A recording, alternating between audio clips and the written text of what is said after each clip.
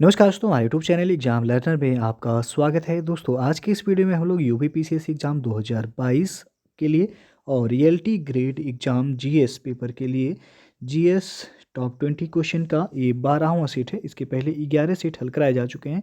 तो यदि आप लोग नहीं देखे हैं, चैनल के प्लेलिस्ट में जाइएगा, आपको वहाँ से सभी वीडियो मिल जाएंगे। वीडियो को लाइक शेयर कर दीजिएगा। चैनल पर पहली बार आए हैं तो चैनल को सब्सक्राइब कर लीजिएगा, साथ में बेल आइकन को प्रेस कर लीजिएगा, जिससे आने वाले अगले वीडियो का नोटिफिकेशन आपको पहले मिलता रहे। और इसका पीडीएफ आपको हमारे टेलीग्राम चैनल पर मिल जाएगा। नीचे डिस्क्रिप्शन में टेलीग्राम का लिंक दे दिया गया है, वहाँ से ज्वाइन करके आप पीडीएफ भी डाउनलोड कर सकते हैं। तो आइए शुरू करते हैं। दोस्तों अनअकैडमी पे जो है, यदि आप यूपीपीसीएस एग्ज़ाम 2022 प्रीलिम्स की तैयारी करना चाहते हैं तो अनअकैडमी पे सारथी batch course for UPPCS prelims GS 2022 शुरू कर दिया गया। ये बैच 16 फरवरी 2022 से स्टार्ट है और 6 मंथ का कोर्स का ड्यूरेशन है। लैंग्वेज हिंदी मीडियम है। तो आपको जो है यहाँ पे यूपीपीएससी और यूपी ट्रिपल एस सी के टॉप एजुकेटर्स के द्वारा जो है पूरे सिलेबस को कंप्लीट कराया जाएगा। ये आपका जीएस 2022 प्रीलिम्स के लिए होगा। तो यदि आप इस बैच से जुड़ना चाहते हैं, नीचे डिस्क्रिप्शन में लिंक दे दिया गया है, वहाँ से जाके आप चेक कर सकते हैं, या फिर आप अनअकैडमी का जो है लर्निंग ऐप डाउनलोड करके वहाँ से आप सब्सक्रिप्शन लेके इस कोर्स से जुड़ सकते हैं। तो यदि आप सब्सक्रिप्शन लेना चाहते हैं अनअकैडमी पे तो हमारा रेफरल कोड आप यूज कीजिएगा एग्जाम लर्नर, जिससे आपको 10% का डिस्काउंट भी मिल जाएगा। तो ये आप रेफरल कोड सब्सक्रिप्शन लेते समय यूज जरूर कीजिएगा।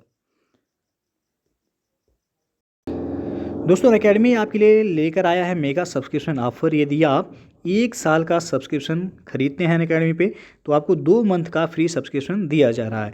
ये ऑफर आपका 8 और 9 फरवरी 2022 के लिए ही वैलिड है। नीचे इसका डिस्क्रिप्शन में डिटेल दे दिया गया है, वहाँ से जाके आप चेक कर सकते हैं।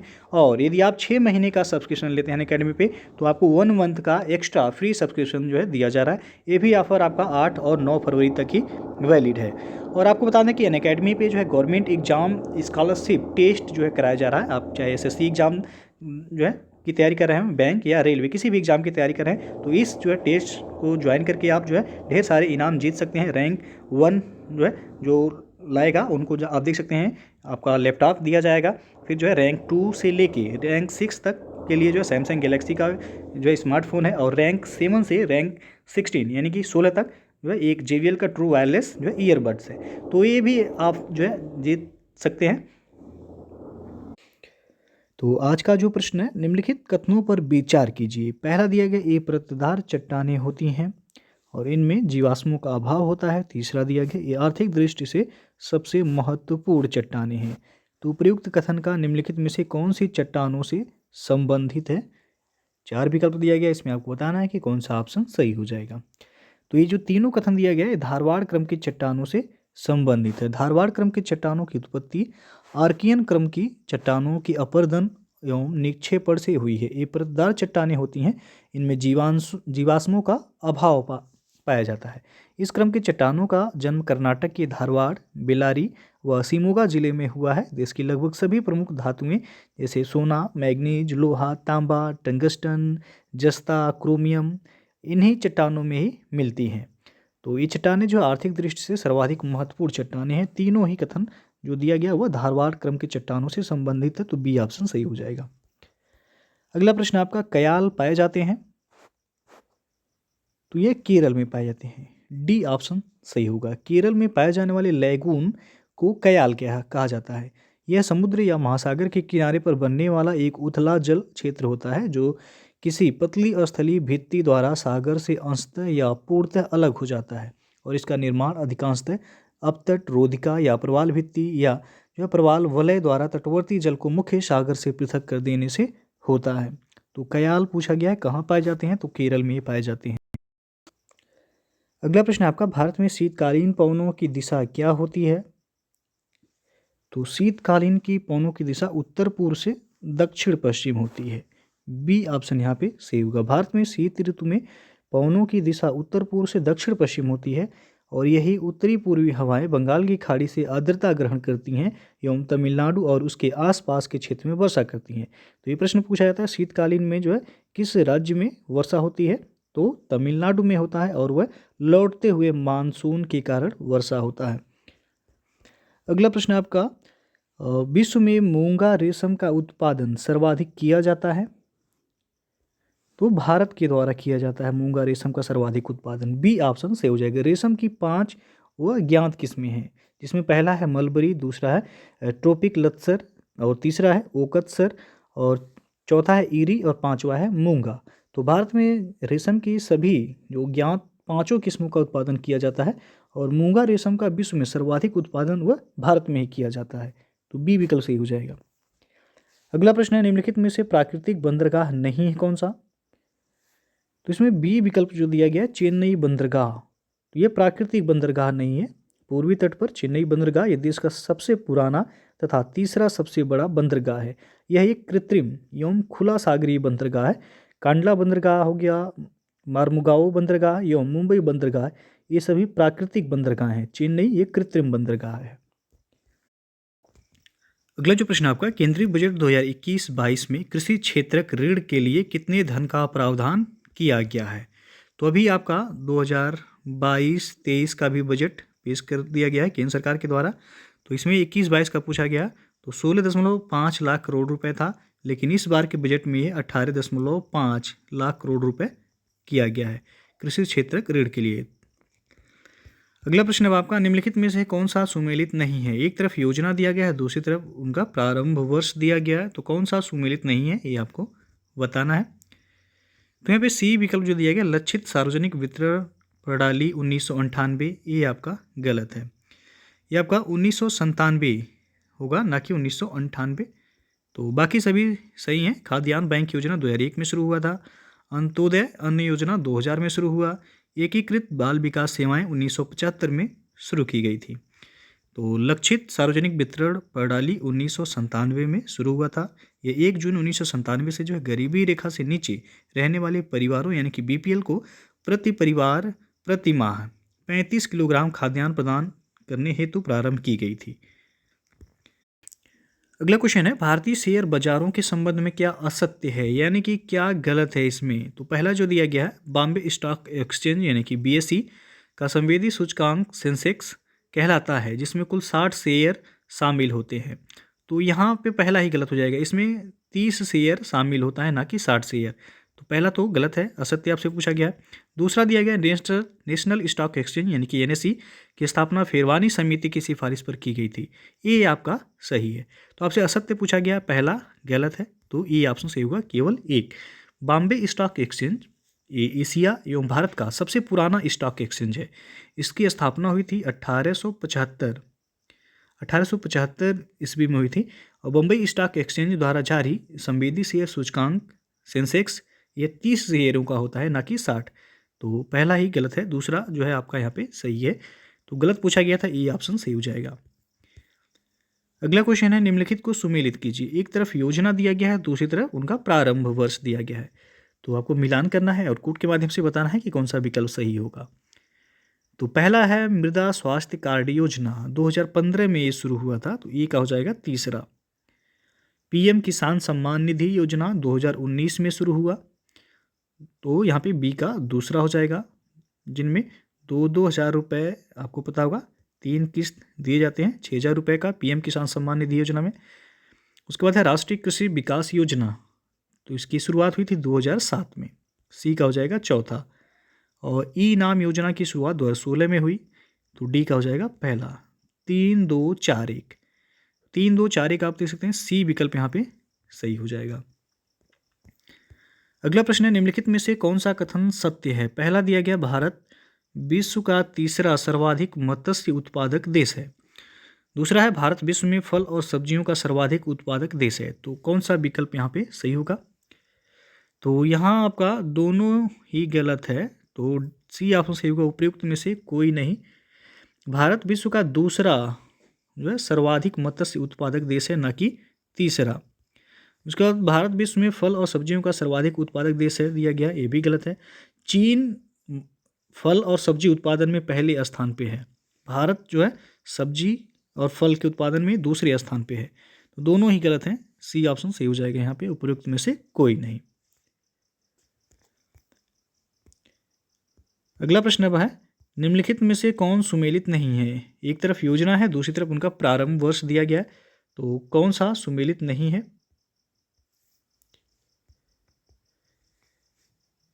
तो ये पहला जो दिया गया है पीएम मुद्रा योजना 2014, स्टैंड अप इंडिया कार्यक्रम 2015, मेक इन इंडिया कार्यक्रम 2016 है। तो आपको कोड से बताना है कि कौन सा विकल्प यहाँ पे सही हो जाएगा। तो तीनों ही जो है आपका सुमेलित नहीं है। डी ऑप्शन सही होगा, 1, 2 और 3। पीएम मुद्रा योजना 2014 दिया गया है, गलत है, 2015 में शुरू हुआ था ये। स्टैंड अप इंडिया कार्यक्रम 2015 दिया गया है, ये भी गलत है, 2016 में ये शुरू हुआ था। और मेक इन इंडिया कार्यक्रम 2016 दिया गया है, ये भी गलत है, ये 2014 में शुरू हुआ था। तो तीनों ही सुमेलित नहीं है, डी विकल्प सही हो जाएगा यहाँ।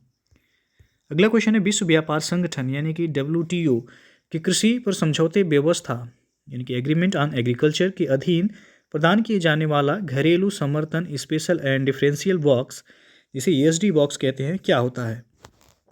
तो यहाँ पे आप ऑप्शन देख सकते हैं। सी ऑप्शन से होगा कि विकासशील देशों के गरीब व कम आय वाले उत्पादकों को दी जाने वाली निवेश सहायता, सही हो जाएगा। विश्व व्यापार संगठन यानी कि वर्ल्ड ट्रेड ऑर्गेनाइजेशन के अंतर्गत कृषि पर समझौते के तहत 3 मुद्दों पर बल दिया जाता है। पहला, घरेलू बाजार में प्रवेश आसान बनाना, दूसरा, घरेलू समर्थन को नियंत्रित करना, और तीसरा, निर्यात सहायता को सीमित करना। तो यहाँ पे जो है आपका सी विकल्प सही हो जाएगा। अगला प्रश्न है स्टैंड अप इंडिया योजना के संबंध में कौन सा कथन असत्य है? तो पहला दिया गया है इस योजना के अंतर्गत सिर्फ अनुसूचित जाति जनजाति के उद्यमियों को उद्यम स्थापित करने हेतु बैंक ऋण प्रदान किया जाएगा। दूसरा है इस योजना में केवल ग्रीनफील्ड उद्योग स्थापित करने हेतु 10 लाख से 1 करोड़ रुपए तक का ऋण उपलब्ध कराया जाएगा। तो कौन सा ऑप्शन यहाँ सही होगा?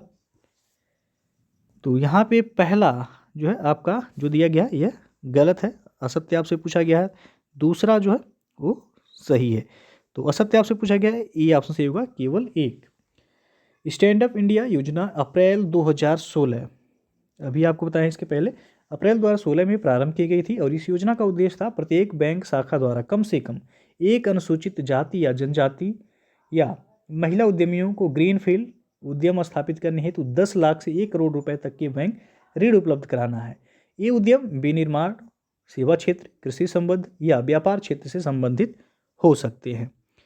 तो पहला जो है गलत है, दूसरा सही है, असत्य पूछा गया था, तो ये ऑप्शन सही होगा, केवल 1। अगला प्रश्न है केंद्र सरकार द्वारा घोषित सार्वजनिक उपक्रमों के रणनीतिक विनिवेश के कौन सा या शामिल है इसमें? पहला है उपक्रमों में 50% या इससे अधिक की सरकारी हिस्सेदारी की बिक्री। दूसरा है उपक्रमों के प्रबंधन नियंत्रण का हस्तांतरण। तो कौन सा ऑप्शन यहाँ सही हो जाएगा? तो यहाँ पे दोनों ही सही है, सी ऑप्शन सही होगा, 1 और 2 दोनों। अगला प्रश्न है हाल ही में देश में श्रम सुधार के अंतर्गत मौजूदा श्रम कानूनों को कितनी श्रम संहिताओं के द्वारा प्रतिस्थापित करने का निर्णय लिया गया है?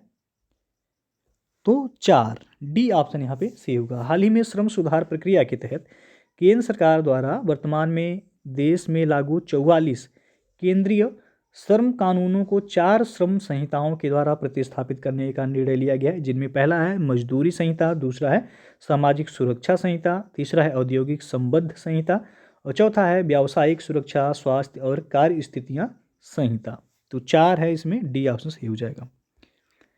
अगला प्रश्न है मौद्रिक नीति समिति यानी कि MPC का अध्यक्ष कौन होता है? तो इसका अध्यक्ष होता है भारतीय रिजर्व बैंक का गवर्नर। डी विकल्प सही हो जाएगा। केंद्र सरकार के द्वारा भारतीय रिजर्व बैंक अधिनियम 1934 के तहत आर्थिक विकास को ध्यान में रखते हुए मुद्रास्फीति के लक्ष्य को प्राप्त करने के लिए आवश्यक नीतिगत ब्याज दरों, जिन्हें रेपो रेट कहते हैं, के निर्धारण हेतु एक संविधिक निकाय के रूप में मौद्रिक नीति समिति का गठन जून 2016 में किया गया था और मौद्रिक नीति समिति में कुल 6 सदस्य शामिल होते हैं, जिसका पदेन अध्यक्ष भारतीय रिजर्व बैंक का गवर्नर होता है। अगला प्रश्न है भारतीय रिजर्व बैंक के परिमाणात्मक साख नियंत्रण उपायों के अंतर्गत कौन सा शामिल नहीं है? तो इसमें प्रत्यक्ष कार्यवाही शामिल नहीं है, सी ऑप्शन सही हो जाएगा। भारतीय रिजर्व बैंक के द्वारा साख नियंत्रण हेतु 2 उपायों का प्रयोग किया जाता है। पहला है परिमाणात्मक साख नियंत्रण और दूसरा है चयनात्मक या गुणात्मक साख नियंत्रण। तो इसमें जो परिमाणात्मक साख नियंत्रण है, इसके अंतर्गत बाजार में मुद्रा की मात्रा को नियंत्रित करने के लिए बैंक दर, खुले बाजार की क्रियाएं, नगद आरक्षित अनुपात जिसे CRR कहते हैं, और इसमें परिवर्तन, वैधानिक तरलता अनुपात जिसे SLR कहते हैं, इन विधियों का प्रयोग किया जाता है। और दूसरा जो है चयनात्मक या गुणात्मक कहते हैं, गुणात्मक साख नियंत्रण, इसके अंतर्गत अर्थव्यवस्था के विशेष क्षेत्रों में साख नियंत्रण हेतु चयनात्मक साख नियंत्रण, साख की राशनिंग, नैतिक दबाव, प्रत्यक्ष कार्यवाही, इन विधियों का प्रयोग किया जाता है। तो इसमें आपसे परिमाणात्मक साख नियंत्रण के थ्रू पूछा गया था, प्रत्यक्ष कार्यवाही जो है नहीं है, ये आपका चयनात्मक या गुणात्मक साख नियंत्रण का है। अगला प्रश्न है, कृषि और ग्रामीण विकास के लिए शीर्ष संस्था नाबार्ड का गठन किस कमेटी की अनुशंसा पर किया गया था? तो ये किया गया था B शिवरामन कमेटी की अनुशंसा पर। ए ऑप्शन सही हो जाए। कृषि तथा ग्रामीण विकास के लिए राष्ट्रीय बैंक यानी कि नाबार्ड की स्थापना 12 जुलाई 1982 को B शिवरामन कमेटी के संस्तुति पर की गई थी। नाबार्ड यह सहभागिता, संधारणीयता और समानता पर आधारित वित्तीय और गैर वित्तीय सहयोग, नवाचारों, प्रौद्योगिकी और संस्थागत विकास के माध्यम से समृद्धि लाने के लिए कृषि और ग्रामीण विकास के संवर्धन का यह कार्य करता है। तो ये ऑप्शन सही होगा। पूछा गया है कौन सी कमेटी की अनुशंसा पर, तो B शिवरामन कमेटी। सन जरूर याद रखिएगा, 12 जुलाई 1982 को इसका गठन किया गया था। और नरीमन कमेटी जो दिया गया है, याद रखिएगा, ये लीड बैंक योजना के प्रारंभ से संबंधित है। और RB गुप्ता कमेटी यह किसान क्रेडिट कार्ड यानी कि KCC योजना के प्रारंभ से संबंधित है। अगला क्वेश्चन है, अधोलिखित में से कौन सा उद्योग औद्योगिक उत्पादन सूचकांक यानी कि IIP के कोर क्षेत्र उद्योग में शामिल नहीं है? तो इसमें कपड़ा शामिल नहीं है, D विकल्प सही हो जाएगा।